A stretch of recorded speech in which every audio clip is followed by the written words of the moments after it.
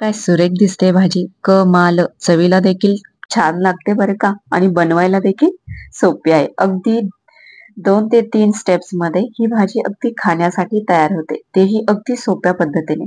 चला तर सुरुवात करूया. नमस्कार, मी सुजाता. आपले घर आपला स्वाद या मराठी युट्यूब चॅनल मध्ये मनापासून स्वागत करते.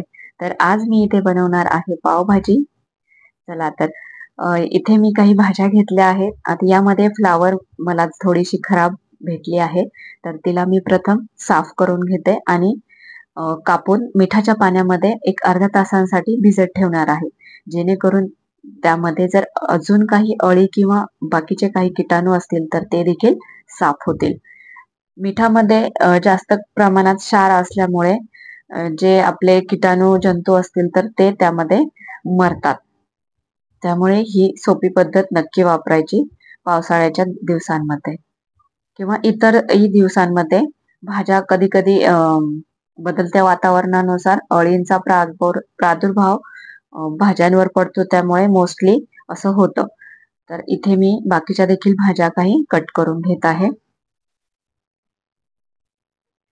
तुमच्याकडे ज्या काही भाज्या अवेलेबल असतील त्यामध्ये तुम्ही ही भाजी नक्की बनवू शकता. कमी असल्या भाज्या तरी काही प्रॉब्लेम नाही.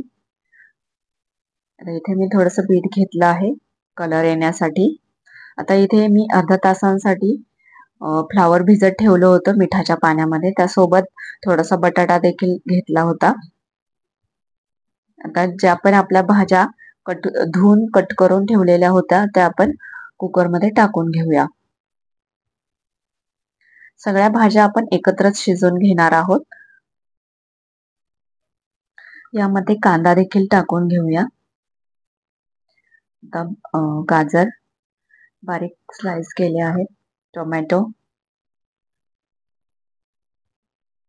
आणि थोडेसे आल्याचे तुकडे घेतले आहेत आणि थोडासा लसूण. आता यामध्ये मसाले देखील टाकून घेऊया.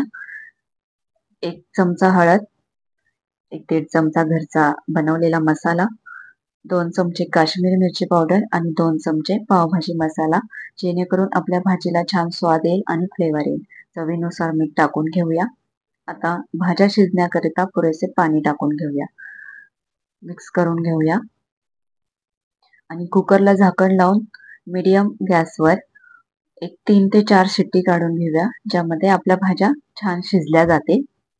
आता आपल्या भाज्या छान शिजल्या आहेत. त्यातलं जे एक्सेस वॉटर आहे ते आपण बाजूला काढून घेऊया. तर हे इतकं माझ्याकडून थोडस जास्त पाणी यामध्ये राहिलं आहे, त्यामुळे मी ते बाजूला काढून घेतलं आहे. आता यामध्ये जर पाणी राहिलं भाज्यांमध्ये तर ते स्मॅश नाही करता येत, सो ते बाजूलाच काढून घ्यायचं आहे. कढईमध्ये 1-2 पळी इतकं तेल टाकलं आहे आणि सोबतच 1 चमचा बटर टाकला आहे. आता यामध्ये ज्या मी स्मॅश केलेल्या भाज्या होत्या त्या यामध्ये टाकल्या आहेत. मिक्स करून घेऊया आणि जे आपण एक्स्ट्रा पाणी बाजूला काढले होते भाज्यांचे ते यामध्ये टाकून घेऊया. आता याची कन्सिस्टन्सी तुम्ही पाहू शकता. तुम्हाला जितकं पातळ किंवा घट्ट ठेवायचं आहे त्यानुसार तुम्ही यामध्ये पाणी टाकू शकता. आता यामध्ये बटर क्यूब टाकून छान भाजी खाण्यासाठी अगदी अगदी तयार आहे. आता आपल्या भाज्या आधीच आपण सगळी त्यावर तयारी करून घेतली असल्यामुळे याला फक्त उकळी काढायची आहे. बस आपली भाजी अगदी खाण्यासाठी तयार होते. तर ही झटपट सोपी रेसिपी तुम्हाला कशी वाटली कमेंट करून सांगा. आणि तुम्हाला माझ्या रेसिपीज आवडत असतील तर नक्की लाईक शेअर करा तुमच्या फ्रेंड्स आणि फॅमिली सोबत. तर चॅनलवर नवीन असाल तर नक्की सबस्क्राईब करा. पुन्हा भेटूया अशाच नवीन रेसिपी सोबत. तोपर्यंत खात रहा, खुश रहा. धन्यवाद.